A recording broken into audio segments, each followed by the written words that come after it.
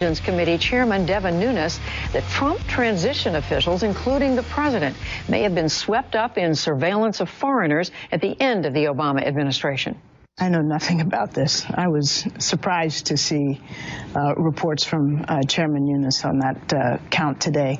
I mean, let's back up and recall. Really? She knows nothing about it. On March 22nd.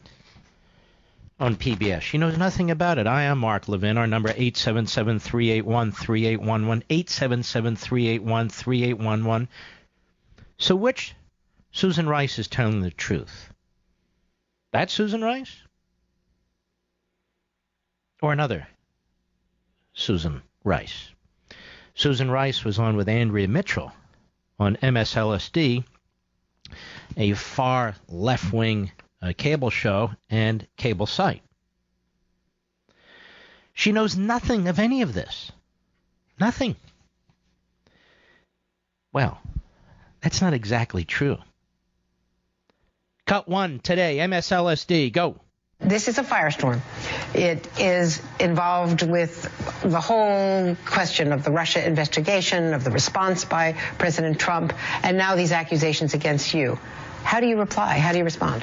Well, Andrea, this is not anything political has been alleged. The allegation is that somehow Obama administration officials utilized intelligence for political purposes. That's absolutely false. Yes, I believe that's exactly what happened. But it'll take some patience and some time, and hopefully we'll get to the bottom of this. I believe that's exactly what happened. Because these political appointees were involved in changing rules, were involved in pushing information out. We heard from Evelyn Farkas. I've played that audio for you for days now, starting last week, I believe. But here's more Susan Rice, who said she knew nothing about this. Nothing.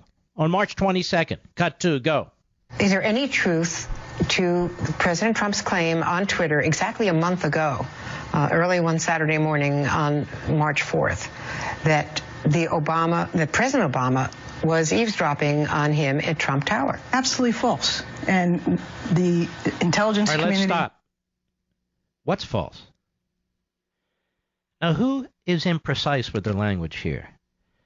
That Trump's phones were not wiretapped. Okay, fine. But there clearly was eavesdropping. There clearly was eavesdropping. Or Adam Schiff, left-wing hack, Hillary supporter, Benghazi obstructor, and ranking Democrat on the House Intelligence Committee who should recuse himself, Adam Schiff would have gone to the microphone after looking at some of this material and said, oh, no, there's nothing here. He didn't say there's nothing here.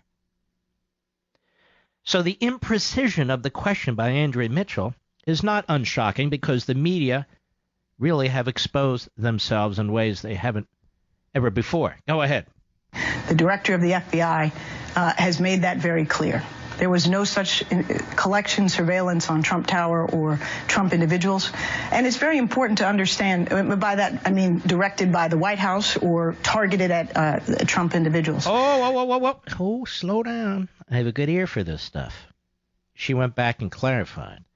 And it's very important to understand, by that I mean directed by the White House or targeted at Trump individuals. I'm sick of this game. We know what happened.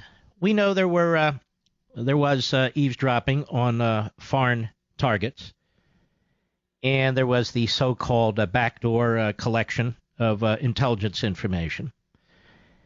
So she's saying, well, no, nobody targeted anybody, not from the White House, of course, not directed by us. Okay, go on. And it's important for everybody to understand the President of the United States and people in the White House do not have the ability to order such collection. That can only come from the Justice Department through an established process. It never originates in the White House. So not only did it not occur, it didn't occur, and it couldn't have occurred. Okay, enough with the phony issue now. Now let's move on to you. Cut 3, go. Did you seek the names of people involved to unmask the names of people involved in the Trump transition, the Trump campaign, people surrounding the the president-elect. Let me be clear. In order to spy on them, in order to expose them. Absolutely not for any political purposes to spy, expose anything. But all right, stop. Not for any political purposes to spy or expose. Again, the imprecision of the question, but we'll work on this. Did you seek the names of people involved to unmask the names of people involved in the Trump transition, the Trump campaign, the people surrounding the president-elect, in order to spy on them, in order to expose them? Absolutely not for any political purpose. She doesn't deny being involved in the unmasking of names. She doesn't deny it. And did you leak the name of Mike Flynn? Go ahead. The name of Mike Flynn. I leaked nothing to nobody, and never have and never would. But let me explain this. First of all, Andrea, to talk about the contents of a classified report, to talk about the individuals on the foreign side who were the targets of the report itself, or any Americans who may have been collected upon incidentally, is to disclose classified information. Oh, I'm yes, not it gonna is. do that. Yes, it is. And it's a felony. And that's why we need to get to the bottom of it. Go ahead.